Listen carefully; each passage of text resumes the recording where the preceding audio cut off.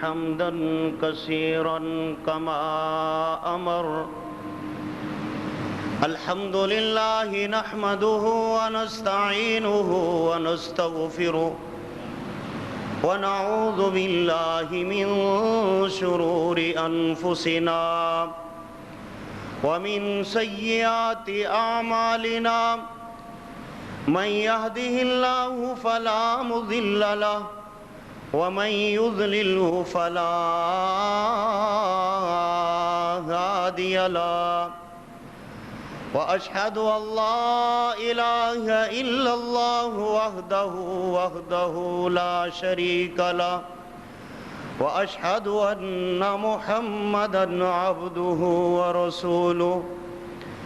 أما بعد فإن خير الحديث كتاب الله وخير الحدي حدي محمد صلى الله عليه وسلم وشر الأمور محدثاتها وكل محدثات بدعة وكل بدعة ضلالة وكل ضلالة في النار.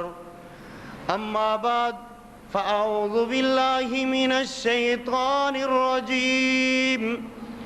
بسم الله الرحمن الرحيم.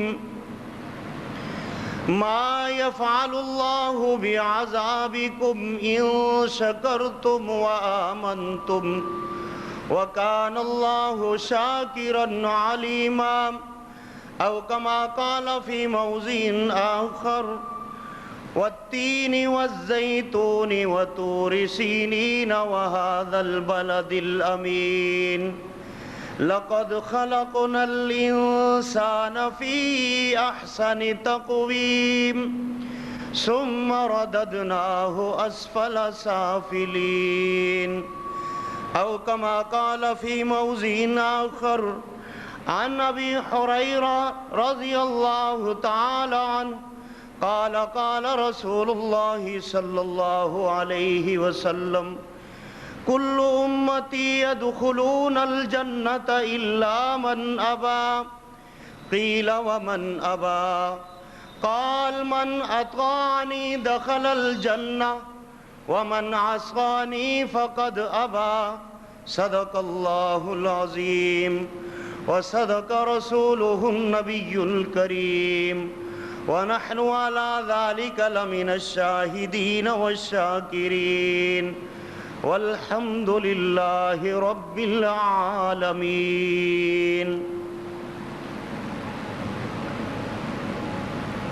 میرے واجب الاحترام معزز سامعین، آپ کے سامنے میں پہلی مرتبہ آپ کی مسجد کے اندر مخاطب ہوا، اور آپ کی مسجد کے اندر ہی مخاطب نہیں ہوا بلکہ میں آپ کے مسلک اہل حدیث کے اندر 14 دسمبر 2009 کو میں حنفیت سے تائب ہو کر میں نے مسلک اہل حدیث کو قبول کیا، اور میرے تقریباً ابھی 6-7 مہینے ہوئے ہیں، اور ہو سکتا ہے مجھ سے کوئی غلطی بھی ہو سکتی ہے. اہل حدیث کا وہ سٹیج ہے کہ جہاں پر کوئی حدیث بیان کرتے ہوئے انسان پہلے 10 مرتبہ سوچتا ہے کہ یہ میں حدیث بیان کروں یا نہ کروں، اس لیے کہ اہل حدیث کا چھوٹا سا بچہ بھی کہتا ہے کہ بھائی یہ آپ نے کہاں سے بیان کی ہے، یہ کس کی کون راوی ہے، تو پھر بتاتے ہوئے انسان کو بڑی تکلیف ہوتی ہے. میں نے بخاری شریف میں سے ایک حدیث آپ کے سامنے تلاوت کی ہے. 5ویں پارے کی آخری آیات کریمہ سورہ 3 کی میں نے 5 آیات کریمہ آپ کے سامنے رکھی ہیں. میں دعا گو ہوں حضرت بھائی محمد یاسین رحمانی صاحب کا، اور جملہ مسلک اہل حدیث کے نوجوان ساتھی اور غیور نوجوان ساتھی اور میری جماعت کے مایہ ناز بزرگ، میں ان تمام ہستیوں کا میں دل سے شکر گزار ہوں جنہوں نے مجھ جیسے ناچیز انسان کو، ایک طالب علم انسان کو اپنے سامنے مخاطب ہونے کا موقع فراہم کیا. میری دعا ہے اللہ رب العالمین آپ سے اور مجھ سے دین کا جتنا کام بھی لے اتنا ہی تھوڑا ہے. اللہ پاک ہم کو اپنے دین کے لیے اس دنیا کے اندر قبول اور منظور فرما لے۔ میرے بھائیوں، ہر خطیب کے کچھ نہ کچھ اصول ہوتے ہیں۔ میں علماء دیوبند میں تھا تو وہاں بھی میرے اصول تھے، میں مجمع کو راضی نہیں کرتا، یہ میرا اصول ہے۔ میں مجمع کو راضی کرنے کا نہ ارادہ رکھتا ہوں، نہ میرے ذہن میں ہوتا ہے، میرا میرے رب کے ساتھ کنیکٹ ہوتا ہے۔ میں اپنے رب کو راضی کرنے کے لیے چند باتیں جو میرے علم میں اللہ تعالیٰ ڈال دیتا ہے، علم سیکھنے والا ہوں، دعا کریں اللہ مجھے علم سیکھنے کی توفیق عطا فرمائے۔ میرے بھائیوں، میں نے 5ویں پارے کی آخری آیات کریمہ تلاوت کی ہے۔ جب اس کے اندر میں غور کرتا ہوں، اللہ اعلان کر کے کہہ رہا ہے، اللہ کہہ رہا ہے کہ میں مخلوق کے اندر کسی کو بھی عذاب نہیں دیتا۔ مخلوق کے اندر اللہ کی مخلوق کو اگر شمار کیا جائے، گدھا بھی اللہ کی مخلوق ہے، کتا بھی اللہ کی مخلوق ہے، چرن پرن حیوانات سارے اللہ کی مخلوق ہیں۔ انسان اشرف المخلوقات ہے۔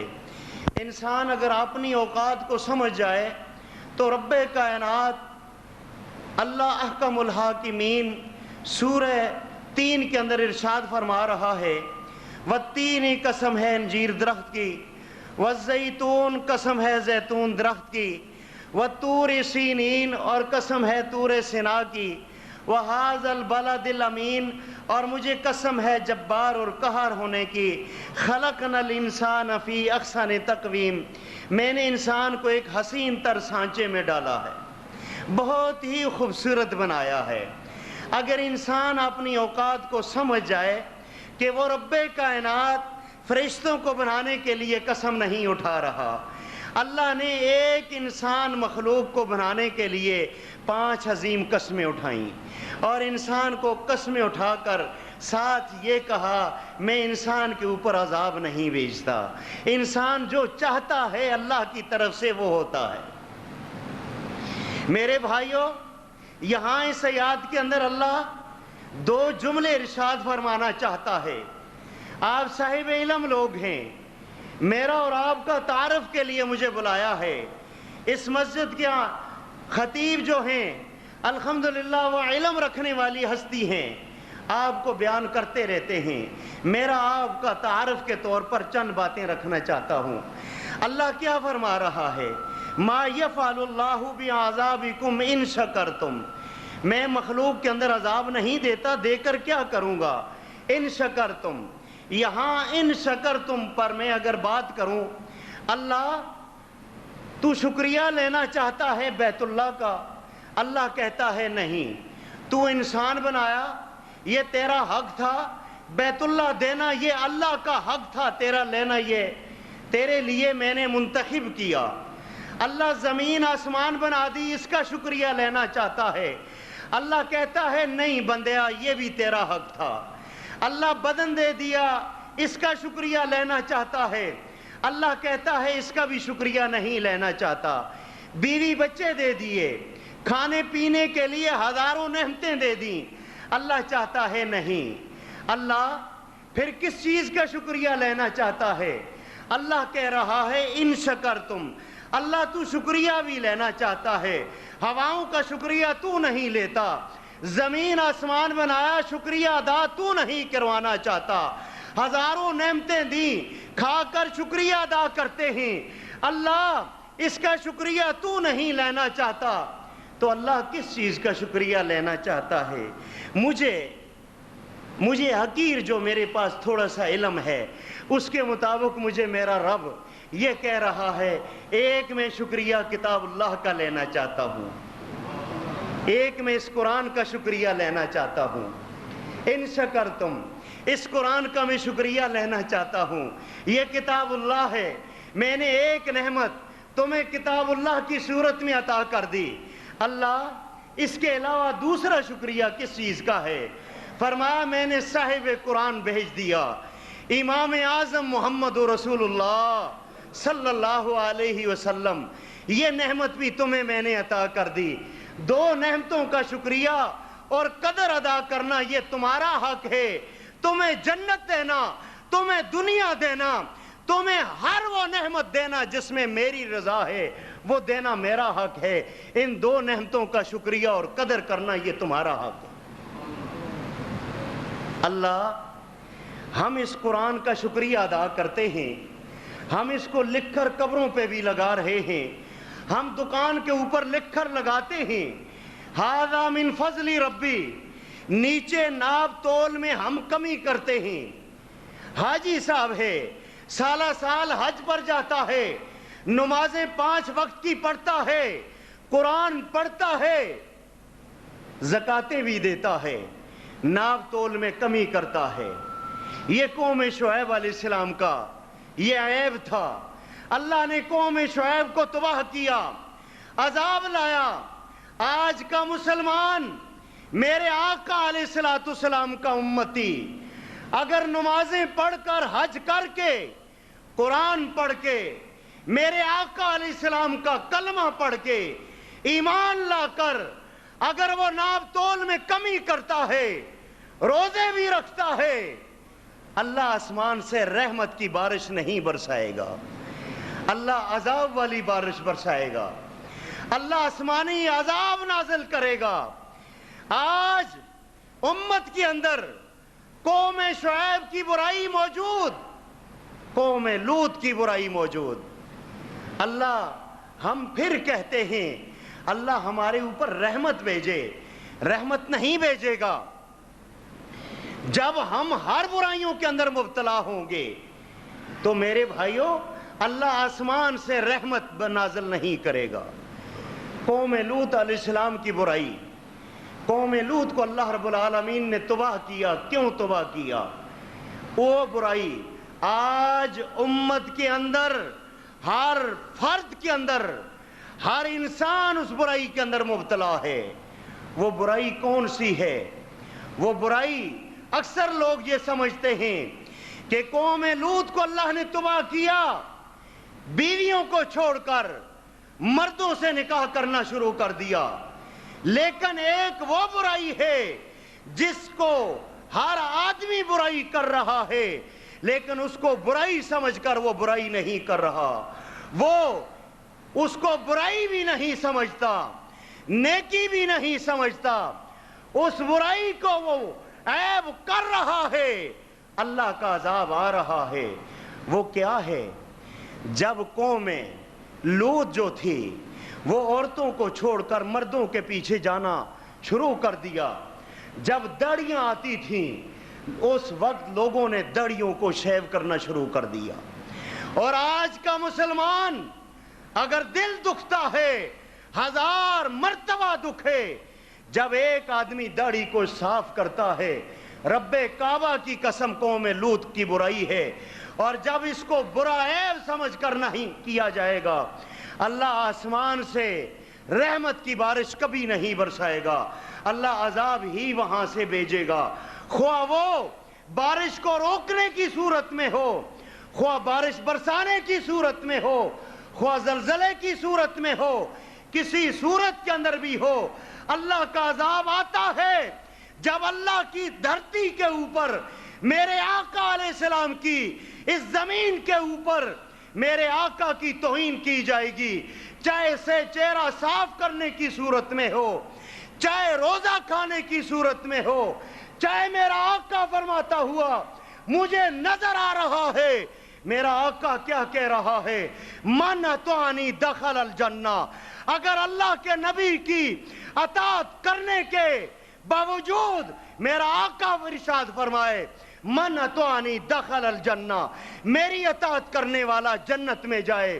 خواہ یہ میرے آقا کی اطاعت سے منہ موڑنے والا, امام کوفہ کی تقلید کرنے والا ہو, کسی اور امام کی تقلید کرنے والا ہو, اور وہ یہ کہے آسمان سے رحمت کی بارش آئے گی, یہ اس کے لیے یہ بڑے سوچنے کا لمحہ ہے. اگر ایک آدمی اللہ کے نبی کی اطاعت سے منہ موڑ کر کسی امام کی تقلید کرتا ہے, رب کعبہ کی قسم عذاب الہی کو یہ دعوت دیتا ہے؟ کیوں دیتا ہے؟ میں ختم نبوت کا کام کرتا ہوں، اور میں ختم نبوت کا کام کر کے میں یہ کتابیں لکھ کر لوگوں کو فری میں تقسیم کرتا ہوں۔ میں نے مرکز دعوت تحفظ ختم نبوت کی بنیاد رکھی ہے، اور اس کے اندر مجھے ایک جملہ نظر آیا، وہ یہ آیا، ایک آدمی اپنی زبان سے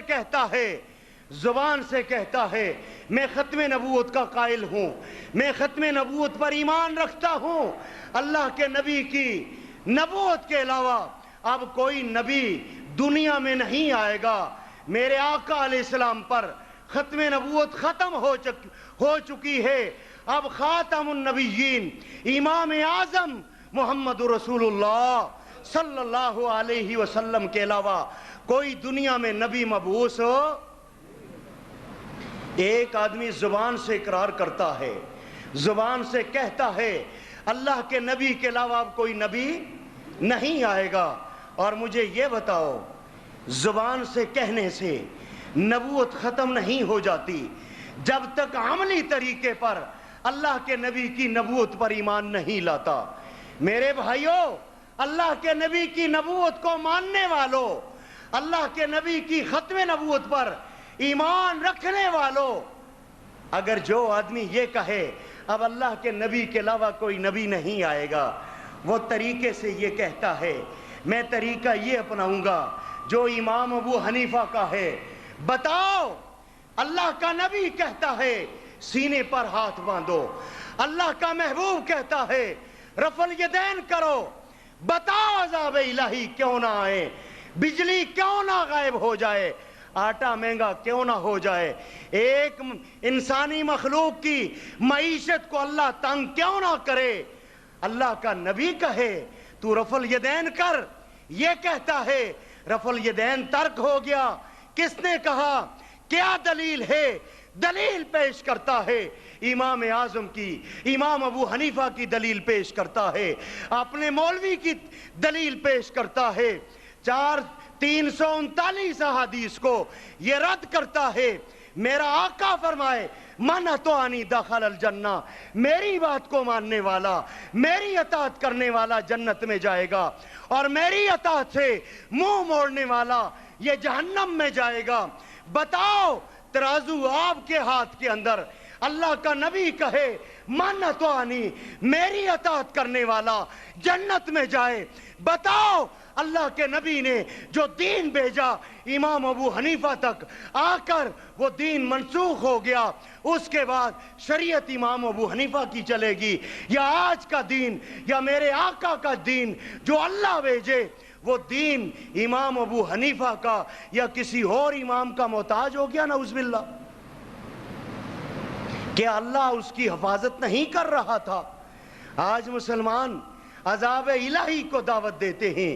آؤ، ایک آدمی کتے کا گوشت بیچ رہا ہے، میں مثال دے رہا ہوں، ایک آدمی کتے کا گوشت بیچ رہا ہے اور وہ آواز لگا رہا ہے یہ کتے کا گوشت ہے، لے کر چلے جاؤ۔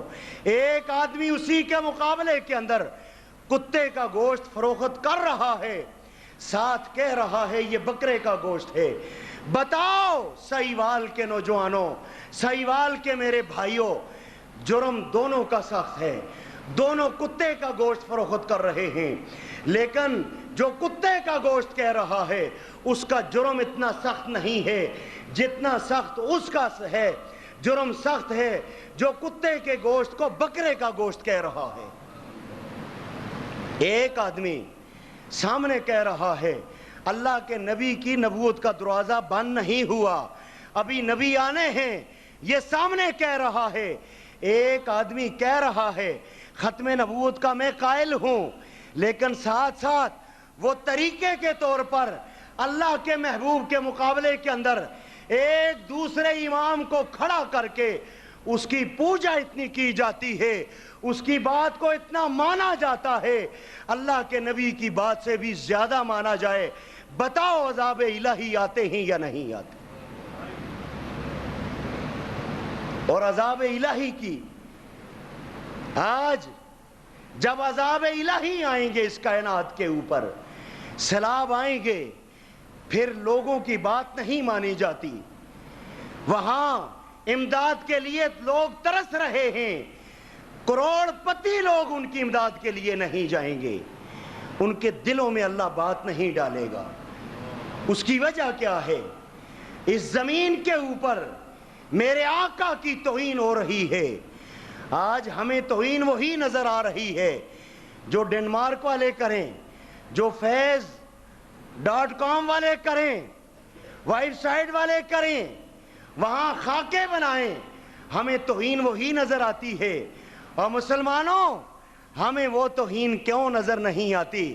اللہ کے نبی کے طریقے کا جو ہم نے جنازہ نکال دیا, ہم نے اللہ کے نبی کے طریقے کے مقابلے کے اندر ہم امام ابو حنیفہ کو وہ ترجیح دیتے ہیں جو امام اعظم محمد رسول اللہ صلی اللہ علیہ وسلم کے مقابلے کے اندر ہم اتنا پوچھتے ہیں. میں خود 14 دسمبر 2009 سے پہلے عذاب الہی کو دعوت دینے والا تھا.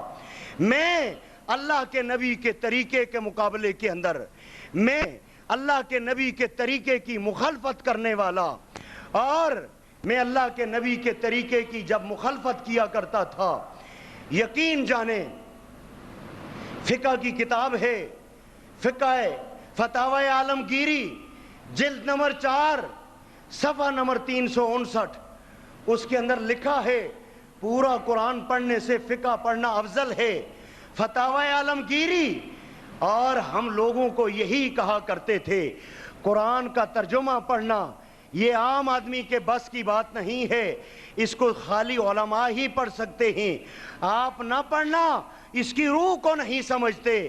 میرے بھائیوں, جب میں 14 دسمبر 2009 کو اہل حدیث مسلک کو میں نے قبول کیا, قبول کرنے کے بعد مجھے پتہ چلا اللہ کا قرآن کسی مولوی کا محتاج نہیں ہے, اللہ کے نبی کا فرمان کسی مولوی کا محتاج.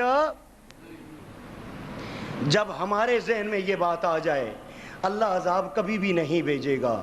ہم قرآن سے ہٹ جاتے ہیں, قرآن کا مطالعہ نہیں کرتے, قرآن کا ترجمہ نہیں کرتے, اور جب قرآن سے ہم بیزار ہو جاتے ہیں, قرآن گھر میں رکھا ہے, ہم اپنے مولویوں کے پیچھے جاتے ہیں. پھر ہم کہتے ہیں آٹا زرداری نے مہنگا کر دیا, مارکیٹ کے اندر آٹا نہیں آتا, چینی مہنگی ہو گئی, بجلی غائب ہو گئی, معیشت تنگ ہو گئی. کیوں تنگ نہیں ہوگی؟ اگر اللہ کی بات مانی جائے گی, اللہ کے محبوب کی بات مانی جائے گی. اللہ قرآن میں کیا کہتا ہے؟ الا ان اولیاء اللہ لا خوف علیہم ولا هم يحزنون.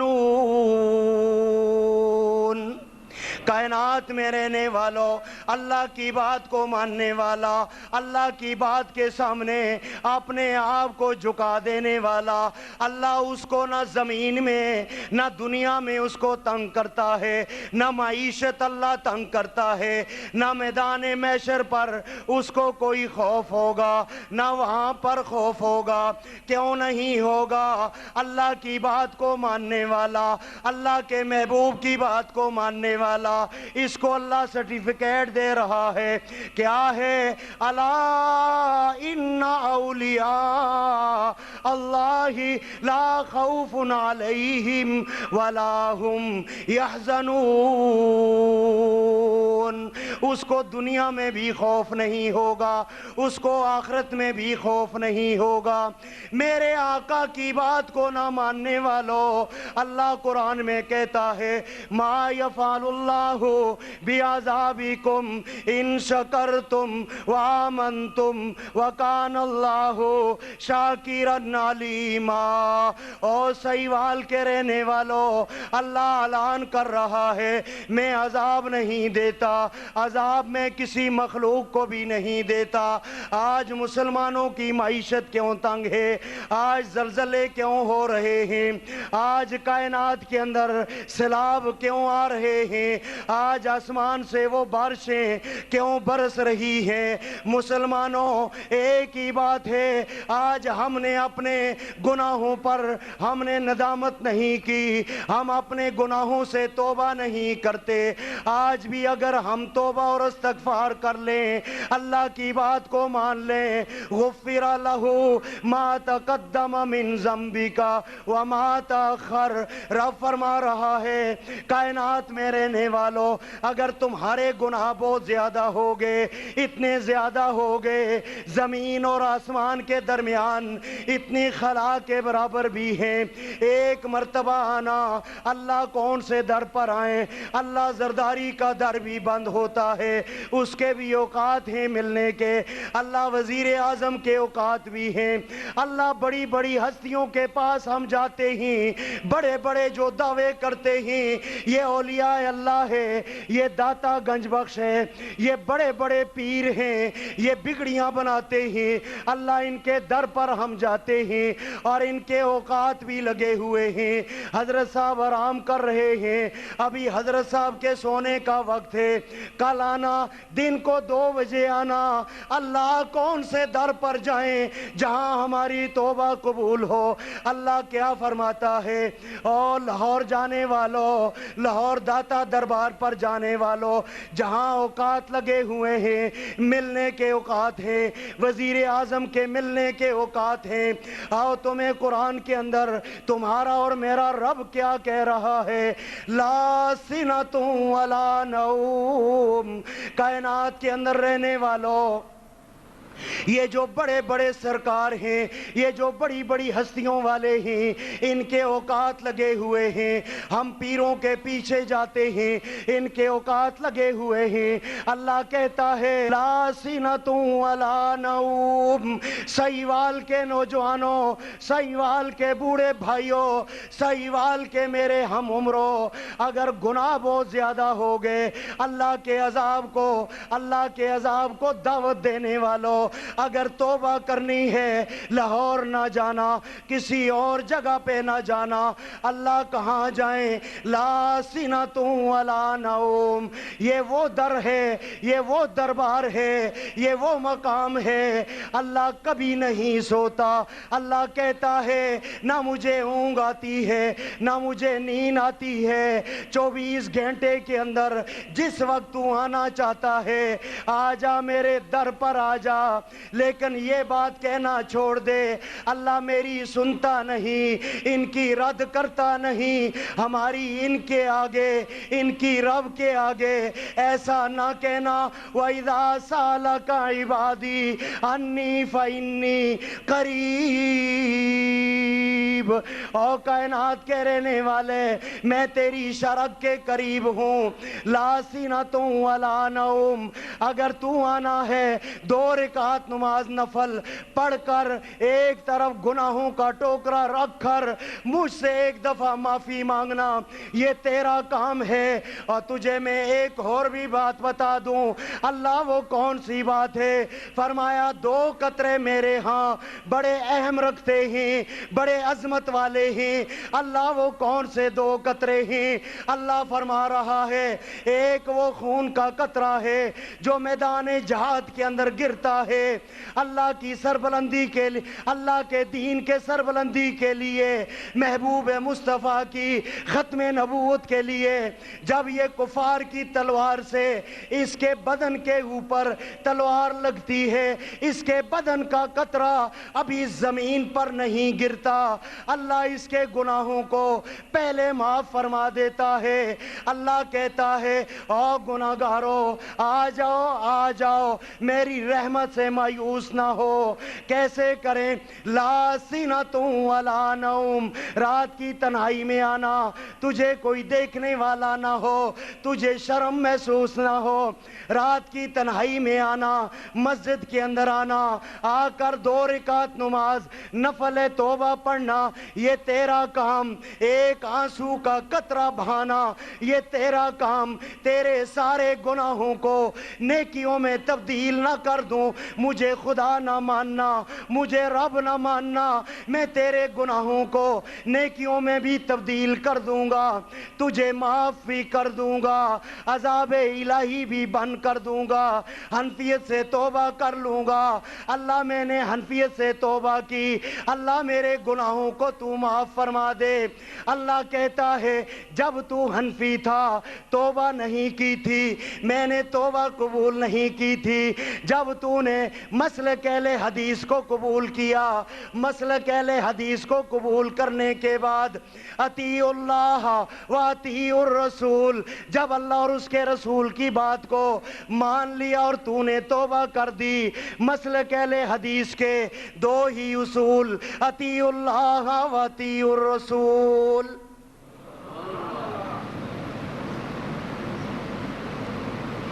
مسلک اہل حدیث کے 2 ہی اصول، اطیعوا اللہ و اطیعوا الرسول. اور کائنات میں رہنے والوں، آؤ اللہ کیا کہتا ہے، اللہ کیا کہتا ہے، تم اپنے گناہوں سے توبہ کر لو. اور میں آپ کو تعارفی طور پر ایک بات بتاؤں، میں 14 دسمبر 2009 سے پہلے میں اللہ کے عذاب کو دعوت دیا کرتا تھا.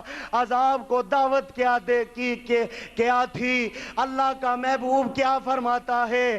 حلالہ کرنے کرانے والے پر لعنت ہو، حلالہ کرنے کرانے والے پر لعنت ہو.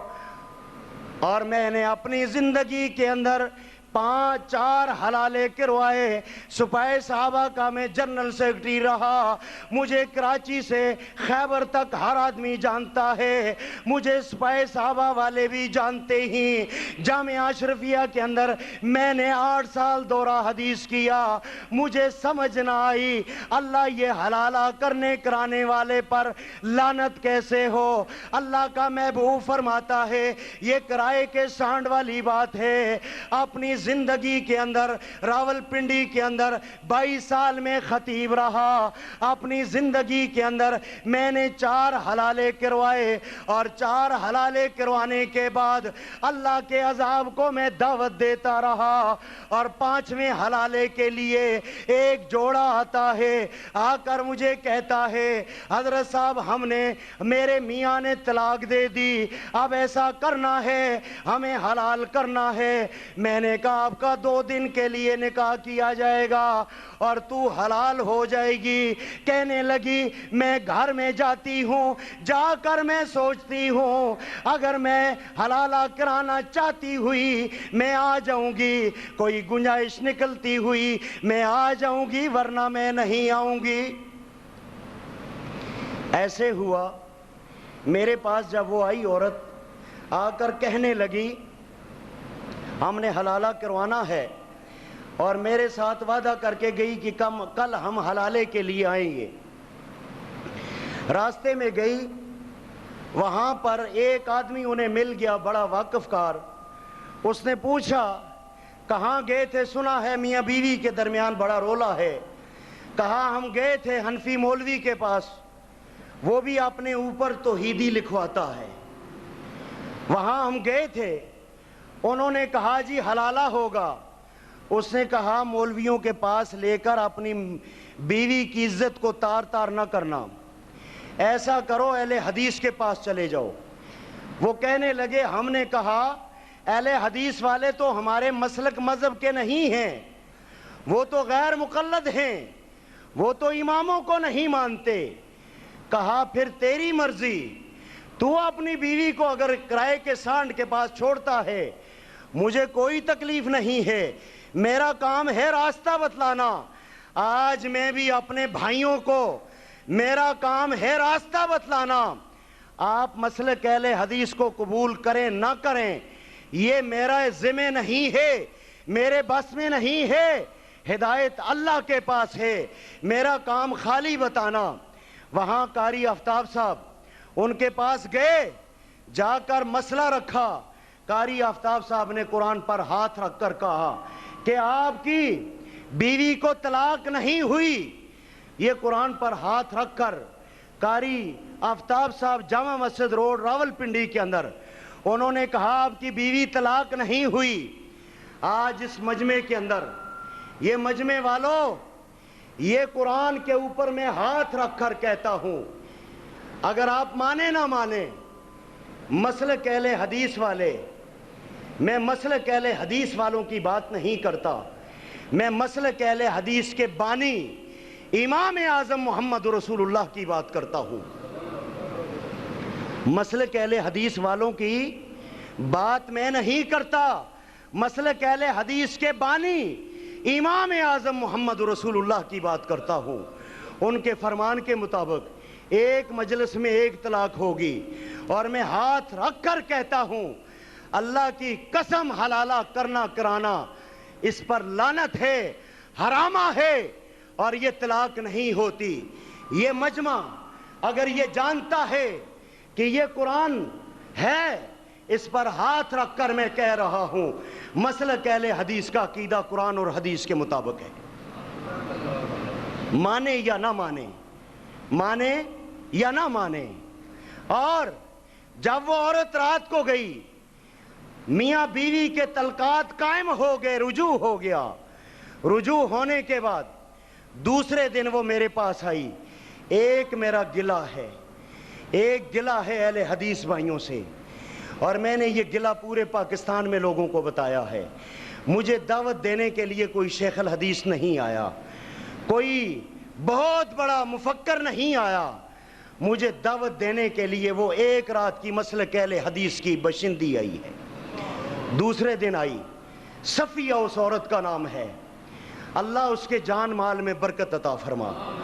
اس بہن کے جب میرے پاس آئی تھی، اس کے یہ بازو بھی ننگے تھے، بازاری لباس تھا، عورت باحیا تھی۔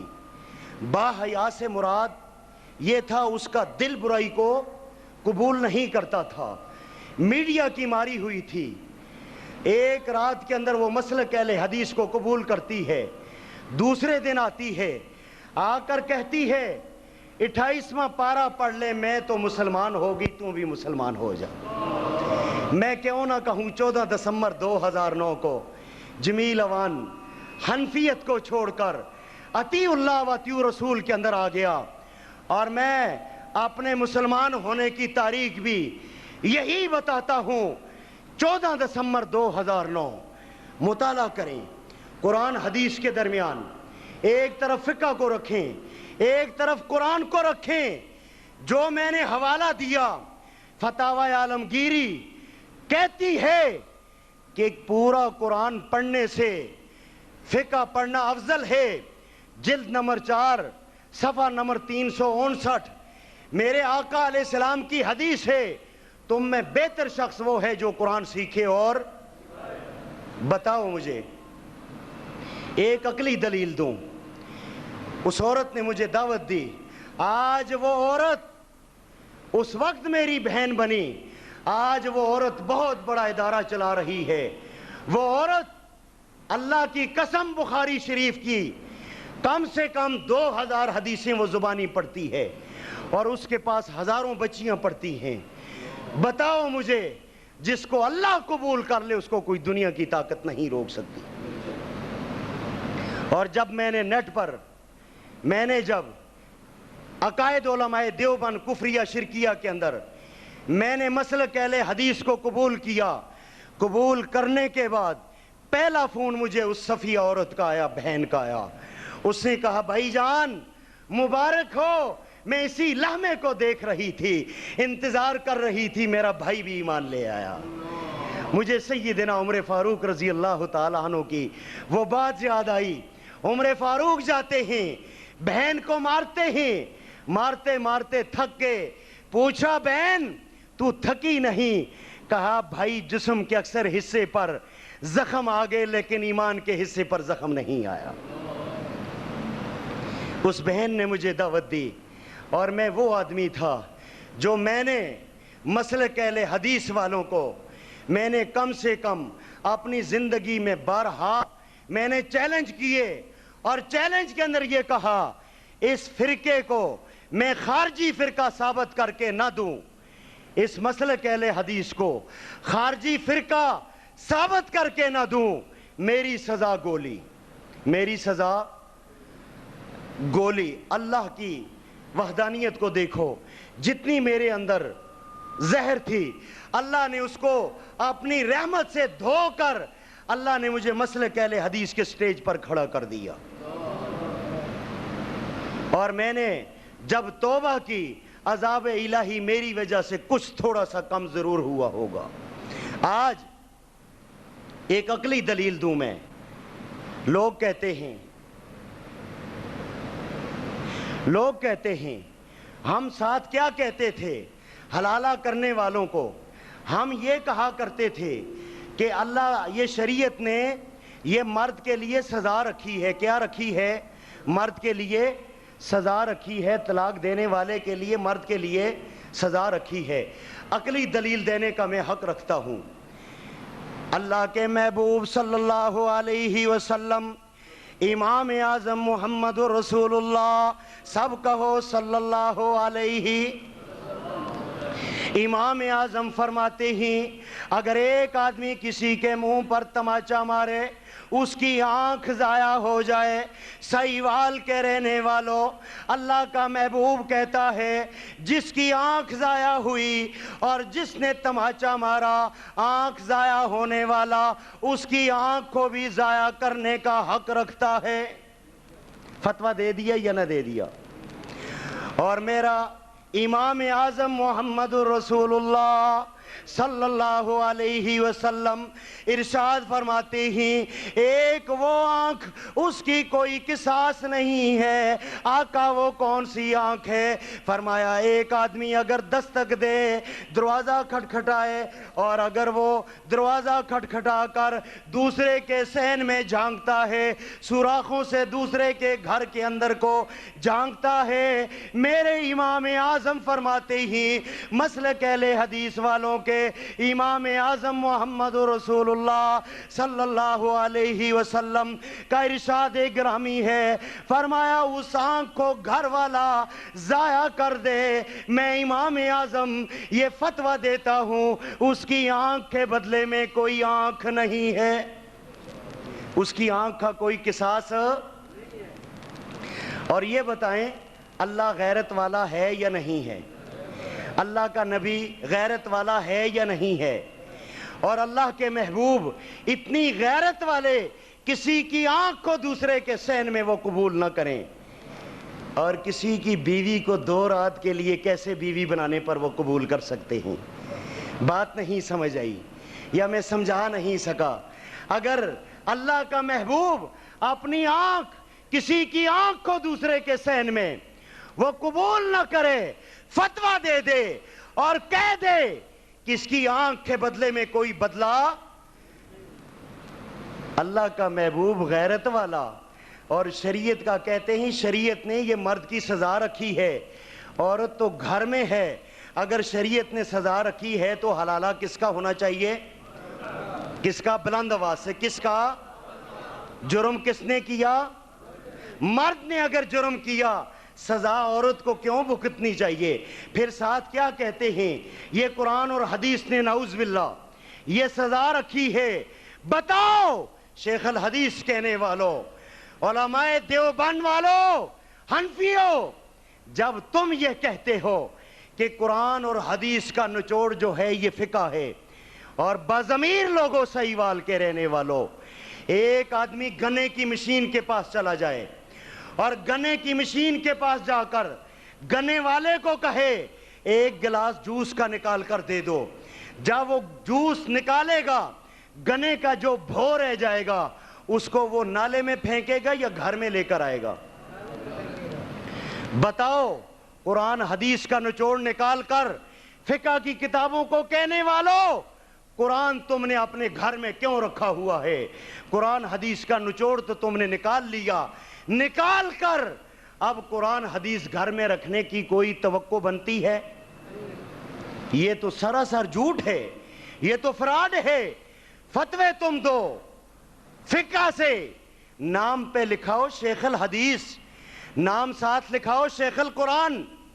بتاؤ مجھے، شراب کی بوتل پر زمزم لکھ کر لگانے والوں، شراب کی بوتل پر زمزم لکھ کر لگانے سے شراب زمزم بن جاتی ہے؟ اگر شراب زمزم نہیں بنتی، یہ مسلک دیوبند والے اگر اپنے اوپر توحید لکھ کر لگا لیں تو کیا یہ توحیدی بن جاتے ہیں؟ اگر شراب کی بوتل زمزم نہیں بن سکتی، یہ توحید لکھ کر لگانے سے یہ توحیدی نہیں ہو سکتے۔ کیوں نہیں ہو سکتے؟ اس لیے وحدت الوجود کے بارے میں ان کا عقیدہ یہ ہے کہ میرا بھی یہی عقیدہ تھا، اللہ عرش سے پہلے آسمان تک آتا ہے، نعوذ باللہ، اللہ عرش سے پہلے آسمان پر آتا ہے۔ ساتھ لکھا تھا توحیدی، کیا تھا؟ توحیدی، لا الہ الا اللہ محمد رسول اللہ، کلمہ اللہ کے نبی کا پڑھ لیا، اوپر توحیدی لقب لگا لیا۔ اللہ ساتویں آسمان سے پہلے آسمان تک آ رہا ہے، اللہ بدن کے ساتھ ہر جگہ نعوذ باللہ موجود ہے۔ بتاؤ، الرحمن علی العرش استوى، اللہ کیا کہہ رہا ہے؟ وسیع کرسی السماوات والارض۔ کیا اللہ کے قرآن کی مخالفت ہے یا نہیں ہے؟ بتاؤ، پھر میں صحیح کہتا ہوں یا غلط کہتا ہوں کہ میں 14 دسمبر 2009 کو مسلمان ہوا تھا؟ بات کو نہیں سمجھے، سمجھ گئے؟ یہودی اگر کہیں عزیر علیہ السلام کا یہ اللہ کا بیٹا ہے، اللہ اس عقیدے کو باطل کہے، عیسائی کہیں اللہ کا بیٹا یہ بھی باطل ہو، ہم کہیں وہ کافر ہو گیا، اور ہم کہیں میں علماء دیوبند سے حیاتی فرقے کے ساتھ تعلق رکھتا تھا، ہم حیاتی اور بریلوی ایک تھے، میرا عقیدہ بھی یہی تھا، اللہ کا نبی نور ہے، بشر نہیں مانا۔ بتاؤ، عزیر علیہ السلام کا اب ماننے والے کہ اللہ کا بیٹا، یہ تو باطل ہو گئے، عیسائی بھی باطل ہو گئے، اور میں اپنے آقا کو کہا کرتا تھا نور من نور اللہ۔ بتاؤ، اور میں یہ بھی پڑھتا تھا لم یلد ولم یولد، پھر میں کیوں نہ کہوں آنکھ بند، کان بند، دل بند، دماغ بند، دیوبند دیوبند، ختم اللہ علی قلوبہم وعلی سمعہم وعلی ابصارہم غشاوۃ ولہم عذاب عظیم۔ قرآن سے یہ نعرہ میں نے ثابت کیا ہے، آنکھ بند، کان بند، دل بند، دماغ بند، دیوبند، ختم اللہ علی قلوبہم وعلی سمعہم وعلی ابصارہم غشاوۃ ولہم عذاب عظیم۔ پھر کیوں نہ عذاب الہی آئیں؟ انسان کی عمارت بنانے کے لیے، ایک انسان کی عمارت بنانے کے لیے اللہ کا نبی کیا کہے؟ اللہ کا نبی کہے میری اطاعت کرنے والا جنت میں جاتا ہے۔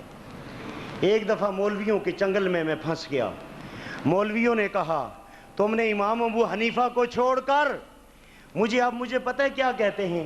دیکھو گستاخ رسول جا رہا ہے، منکر جا رہا ہے۔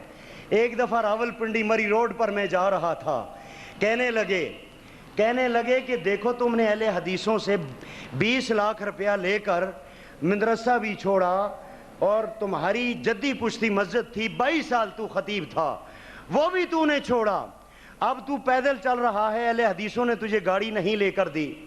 میں نے کہا بات یہ ہے، انہوں نے مجھے دعوت دی، کہتے ہیں آپ دوبارہ حنفی ہو جائیں، آپ کو ساری سہولیات ہم فراہم کرتے ہیں۔ میں نے کہا میں دوبارہ حنفی دیوبندی ہونے کے لیے میں تیار ہوں، میری ایک شرط ہے۔ کہتے ہیں کیا؟ میں نے کہا ہدایہ کو اپنے گھر میں کھول لو، کھول کر اپنی بہن، بیٹی، ماں بیوی کا نہیں کہتا، بیوی کے سامنے ہر قسم کے آدمی بات شیئر کر سکتا ہے۔ ہن لباس لکم وانتم لباس لہن، بیوی انسان کا بہترین لباس ہے۔ میاں بیوی کے درمیان میں کوئی راز، میں نے کہا 3 رشتوں کے سامنے، بہن، بیٹی اور ماں، ان کے سامنے آدمی کسی کو گالی بھی نہیں دے سکتا۔ ان کے سامنے ہدایہ کو کھول کر 1 ہفتہ ترجمہ ان کو پڑھا دے، اللہ کی قسم میں مسلک اہل حدیث کو چھوڑ دوں گا۔ میں آج بھی تیار ہوں مسلک اہل حدیث کو چھوڑنے کے لیے۔ میرا چیلنج یہ ہے، مولوی ہدایہ کو اپنی بیٹی کو ترجمہ کر کے بتا دیں، اپنی بہن کو ترجمہ کر کے بتا دیں، اپنی ماں کو ترجمہ کر کے بتا دیں۔ رب کعبہ کی قسم، یہ قرآن میرے ہاتھ کے اندر ہے، میں دوبارہ حنفی دیوبندی ہونے کے لیے میں تیار ہوں، اور خالی تیار ہی نہیں، میں انشاءاللہ یاسین رحمانی کو بھی ساتھ لے کر حنفی دیوبندی بن جاؤں گا۔ اس کے لیے آپ تیار ہیں یا نہیں ہیں؟ انشاءاللہ بلند آواز سے۔ اور دوسرا چیلنج میرا، اگر حنفی نماز کا وجود، حنفی نماز کا وجود اگر اللہ کی قسم حدیث کے اندر مل جائے، محمدی نماز کو چھوڑ کر حنفی نماز کا وجود اگر حدیث کے اندر مل جائے، میرا یہ چیلنج ہے، اسی مسجد کے اندر میں حنفی کے طور پر نماز پڑھا کر یہاں سے جاؤں گا۔ اس کے لیے آپ تیار ہیں یا نہیں ہیں؟ بلند آواز سے۔ آپ کو سمجھ نہیں آئی؟ کیا اس مسجد کے اندر اگر حنفی نماز کا حدیث کے اندر وجود ملے تو آپ میری امامت کے اندر آپ حنفیت کے طور پر نماز پڑھنے کے لیے تیار ہوں گے یا نہیں ہوں گے؟ بلند آواز سے۔ کیمرہ اس طرف لگانا، یہ حنفی بھی دیکھیں گے کتاب کو۔ انشاءاللہ العزیز ہم یہاں پر حنفی طریقے پر نماز پڑھیں گے۔ اگر نہیں تو حنفی تو توبہ کر جا، امام اعظم محمد رسول اللہ کی بات کو مان جا۔ من اطاعنی دخل الجنہ، تو اللہ کے نبی کے طریقے پر رفع الیدین کر کے نماز پڑھ کے عملی طور پر ختم نبوت کا قائل ہو کر تو جنت کا حقدار بن جا۔ مصور کھینچ وہ نقشہ جس میں اتنی صفائی ہو، اس طرف فرمان محمد ہو، اس طرف گردن جھکائی ہو۔ اس طرف فرمان محمد ہو، اس طرف گردن جھکائی ہو۔ اور بتاؤ، میں مولویوں کے چنگل میں پھنس گیا۔ پھنسنے کے بعد مجھے کہتے ہیں تم نے امام صاحب کو چھوڑ کر تم نے بڑا کفر کیا ہے، گستاخ ہو گیا۔ میں نے کہا چلو ایک ایسا کام کرتے ہیں، میں تو امام اعظم پہلے مانتا تھا، اب میں اللہ کے نبی کا خالی امتی مانتا ہوں۔ کیا مانتا ہوں؟ امتی مانتا ہوں۔ ریاست کے اندر ریاست بنانا جرم ہے، مذہب کے اندر مذہب بنانا جرم ہے۔ اللہ کے نبی اللہ کیا فرماتے ہیں؟ میں نے اپنے اور بندوں کے درمیان میں نے ایک واسطہ، ایک راستہ رکھا ہے۔ وہ کیا ہے؟ لَقَدْ كَانَ لَكُمْ فِي رَسُولِ اللَّهِ أُسْوَةٌ حَسَنَةٌ، تمہارے لیے میرے محبوب کا بہترین اسوہ حسنہ ہے۔ کہتے ہیں امام صاحب کو چھوڑ کر تم نے کفر کیا۔ میں نے کہا ایسا کرتے ہیں، تم اپنے امام کے اوصاف بیان کرو، میں اپنے امام اعظم محمد رسول اللہ کے۔ اس نے بیان کیے، کہتا ہے ہمارے امام صاحب کی یہ خوبی تھی، 40 سال عشاء کے وضو سے صبح کی نماز پڑھاتے رہے۔ میں نے کہا یہ حنیفہ لڑکی کہاں سے آ گئی، یہ بیٹی کہاں سے آ گئی؟ ابو حنیفہ، نعمان نام ہے، حنیفہ کہاں سے، یہ بیٹی کہاں سے آ گئی؟ کہتے ہیں جب وضو کرتے تھے کبیرہ صغیرہ گناہ نعوذ باللہ داڑھی سے ٹپکتا نظر آتا تھا۔ میں نے کہا یہ عمل اللہ کے نبی کے ساتھ ملتا ہے؟ اگر ملتا ہے تو ٹھیک ہے، دنیا و ما فیہا سے یہ بہتر ہے، میں مانوں گا۔ اگر نہیں ملتا، اللہ کا نبی کالعدم قرار دیتا ہے یا نہیں دیتا؟ میں نے کہا جس فقہ کا تم سہارا لیتے ہو، میں نے 20 نکاح ایسے پڑھائے ہیں، 20 نکاح، کہ باپ کے بغیر نوجوان بیٹی اپنی مرضی کا نکاح کر سکتی ہے۔ نہیں سمجھے میری بات کو؟ ولی کے بغیر بیٹی اپنا نکاح کر سکتی ہے، حدیث میں اس کا وجود نہیں ہے، اس کا وجود ہے فقہ کے اندر، اور یہ برائی کو راستہ دینے کے لیے یہ فتویٰ ہے۔ اللہ کا نبی اس نکاح کو کالعدم قرار دے رہا ہے، ولی کے بغیر عورت کا نکاح ہے ہی نہیں ہے، اور فقہ کیا کہتی ہے؟ نکاح ہو جاتا ہے۔ میں نے کہا میرے امام اعظم مسلک اہل حدیث کے بانی امام اعظم محمد رسول اللہ کے اوصاف میں بتاؤں؟ کہتے ہیں کون سے ہیں؟ میرے امام اعظم محمد رسول اللہ صلی اللہ علیہ وسلم خندق کھود رہے ہیں، امام حضرت جابر رضی اللہ تعالیٰ عنہ کیا کرتے ہیں؟ دیکھا اللہ کے نبی بھوک سے نہ ڈال ہے، گھر میں جاتے ہیں، جا کر اپنی اہلیہ کو کہتے ہیں آٹا بھی گون لو کچھ کھانے کے لیے، ایک بکری کا بچہ بھی ذبح کیا، آ کر فرماتے ہیں آقا ہم نے آپ کے لیے ریاضت کا اہتمام کیا ہے، آقا چند ساتھیوں کو لے کر آپ ہمارے گھر آ جائیں، ریاضت کا اہتمام کیا ہے، کھانے پینے کا کیا ہے۔ اللہ کے محبوب کھڑے ہو کر کہتے ہیں او خندق والو آ جاؤ، جابر نے کھانے پینے کا اہتمام کیا ہے۔ میرے آقا فرماتے ہیں، میرے امام اعظم فرماتے ہیں جاؤ گھر میں جا کر اپنی اہلیہ سے کہہ دو میرے آنے تک آٹے کو ہاتھ نہ لگائیں اور ہنڈیا کو بھی ہاتھ نہ لگائیں۔ میرے امام اعظم جاتے ہیں، جا کر کیا کرتے ہیں؟ جا کر اپنا لحاف مبارک آٹے میں ڈال کر آٹا گوندھ کر اللہ سے برکت کی دعا کرتے ہیں، ہنڈیا کے اندر ڈال کر لحاف مبارک ڈال کر برکت کی دعا کرتے ہیں، سارے خندق والے کھا جاتے ہیں۔ اللہ کیا کہتا ہے؟ یہ جو امام اعظم ہے محمد رسول اللہ، ان کا لحاف بھی معصوم ہے، ان کا پسینہ بھی معصوم ہے، ان کا چلنا بھی معصوم ہے، ان کی خواب بھی معصوم ہے، ان کا بیٹھنا اٹھنا معصوم ہے۔ کائنات والو ان کے لحاف کے اندر امت کے لیے شفا ہی شفا ہے۔ اور میں نے ان کو یہ کہا تمہارا امام اعظم ابو حنیفہ اگر تمہارا امام کہیں تھوک پھینک دے تو اسپتال والے کیا کرتے ہیں؟ بورڈ لکھ کر لگا دیتے ہیں یہاں تھوکنا منع ہے۔ کیوں منع ہے؟ اس لیے یہاں اگر تھوکو گے ٹی بی لگے گی۔ اگر امام اعظم کو، امام اعظم تم جس کو کہتے ہو ابو حنیفہ کی بات کو اللہ کے نبی کی بات سے اوپر لے کر جاؤ گے، اتباع کے مقابلے میں تقلید کرو گے، اللہ کیا کرتا ہے؟ تمہارے عقیدے کو ٹی بی لگا دے گا۔ کیوں لگا دے گا؟ تمہارے امام کے تھوک کے اندر وہ جراثیم موجود ہیں جن کو ڈاکٹر لکھ کر لگا دے۔ ہمارے امام اعظم محمد رسول اللہ صلی اللہ علیہ وسلم کے لحاف مبارک میں وہ برکت اور وہ شفا موجود ہے۔ پوری کائنات کے غلام جو ہیں آقا کے لحاف کو اگر چاٹ جائیں تو ان کی ہر بیماری شفا ہو جاتی ہے۔ اگر تمہارے امام کے لحاف کو اگر کوئی چاٹ جائے اس کو جسمانی بیماری بھی ہوگی۔ اگر اتباع کو چھوڑ کر تقلید کرو گے پھر تمہیں روحانی بیماری بھی لگے گی۔ کون سی روحانی بیماری؟ تم قرآن اور حدیث کو چھوڑ کر فقہ کی بات کو مانو گے اور فقہ کی بات کو مان کر مانا توانی اللہ کے نبی کی اطاعت سے منہ موڑنے والے ہو جاؤ گے، اور پھر کیا ہوگا؟ وَمَنْ عَصَانِي فَقَدْ أَبَىٰ۔ پھر قرآن کیا کہے گا؟ وَالَّذِينَ كَفَرُوا وَكَذَّبُوا بِآيَاتِنَا أُولَٰئِكَ أَصْحَابُ النَّارِ هُمْ فِيهَا خَالِدُونَ۔ اللہ کیا کہتا ہے؟